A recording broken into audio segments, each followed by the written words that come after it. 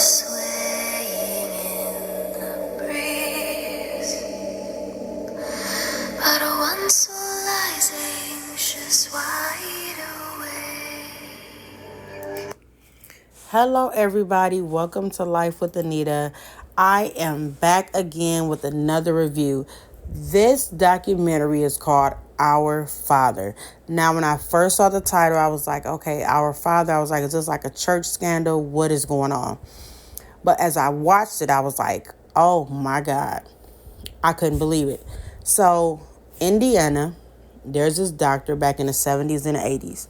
He sees women who have a hard time with conceiving, and he tells you he can make sure that you get pregnant. First round, he got it. Right? Just bring the specimen of your spouse. Or if you cannot, he has donors that he just has specimens sitting there to get you pregnant.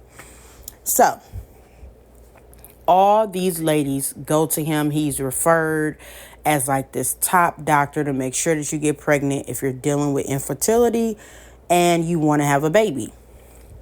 Now listen, let me just say a disclaimer. First off, Dr. Klein, you done made the Midwest look bad because Indiana, y'all know y'all are neighbors because I'm from the Midwest. Y'all are neighbors, Indiana. We love y'all and stuff. But listen, Dr. Klein had y'all looking bad for a while. Now listen, back to the story. So, Dr. Klein was in Indiana acting a damn fool. Being a doctor, acting a damn fool. So, all these women were coming with their husbands and believing that either the specimen that they were bringing him or the donor that they had picked, that's who he was, inseminating them with. And these women had these children, and these children were grown now. And one of the children of the women was like, something isn't right. I don't feel like I look like my family. Something may be a little off. So she started wanting to get, investigative. Okay. And a lot of times, people feel things or something happens and you want to figure it out, right? So she goes, does a DNA test. The man that she thought this whole time was her dad was not. Now they all sitting here stunned. So now they're like, well, what doctor you go to? Oh, Dr. Klein. He was referred, and everybody says he was a prominent doctor that could get everybody pregnant. Okay. So now Dr. Klein got this whole list of people saying he the top guy to go to. Now 20-something years later, they realized this man, get y'all ears ready for this story. This is crazy. Dr. Klein was taking his own specimen from himself. He was telling the women to go and lay down on the table to get ready to be inseminated. They believe that it's a different specimen that they're being inseminated with, the one that they agreed on. He's taking his own specimen, right, his own semen.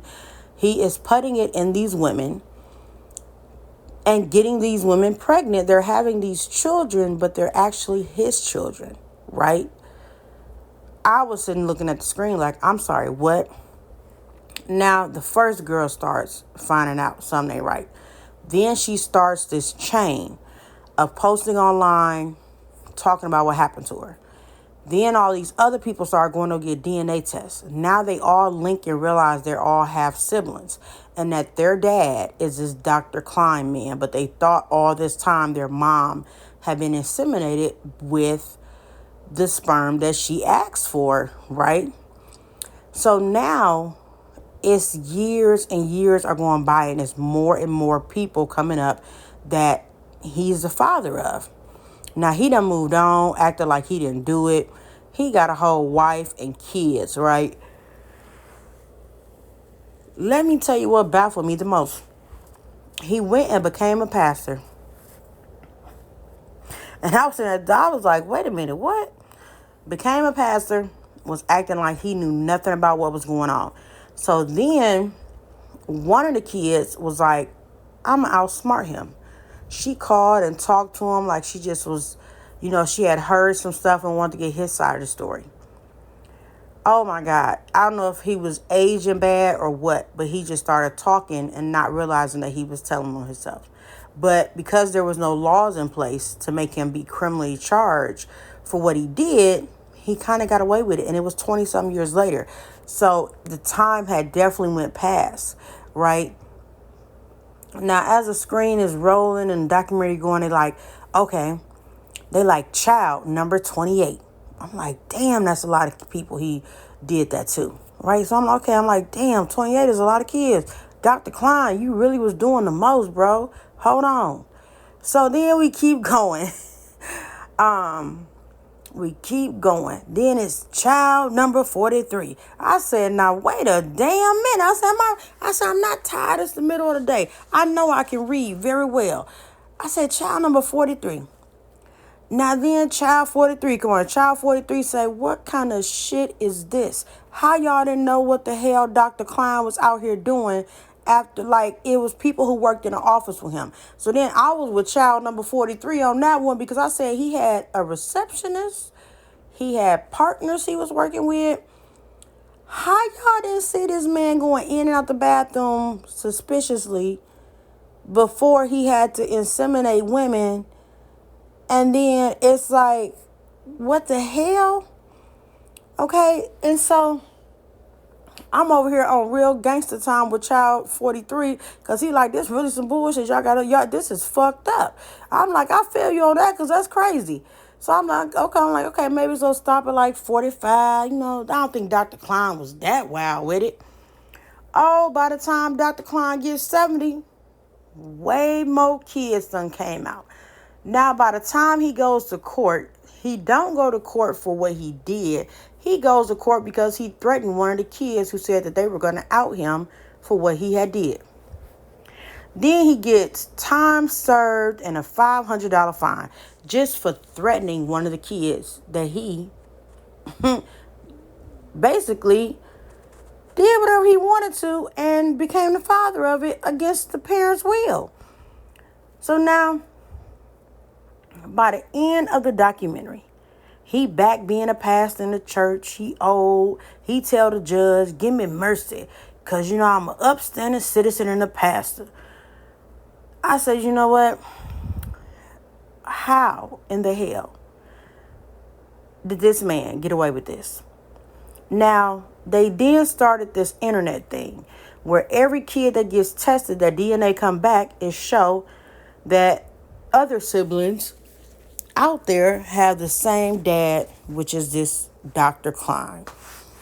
Now, when the documentary went off, they said it was 94 children that they could confirm that this man had did this to at least 94 women as of when the documentary aired. They said the number probably will still go up after the show airs because then more people will know about it. Listen. My problem is when you have license, when you are a doctor, you have a standard that you have to operate by. You have a law that you should be abiding by. Like, for you to just outright destroy people's lives like that, for me, that is like, there's no way to go around that. And he was like, well, I did it because I wanted to help these women. Well, they didn't ask you to be the father. They came to you because they knew who they wanted to be the father of their child. That was their right, and you took that away. And then you're trying to add that, oh, God would have wanted me to do it. No.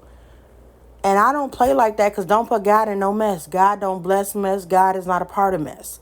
So I felt very offended, and I was like, something wrong with this man. And unfortunately, he didn't serve any time for what he had did to all these families.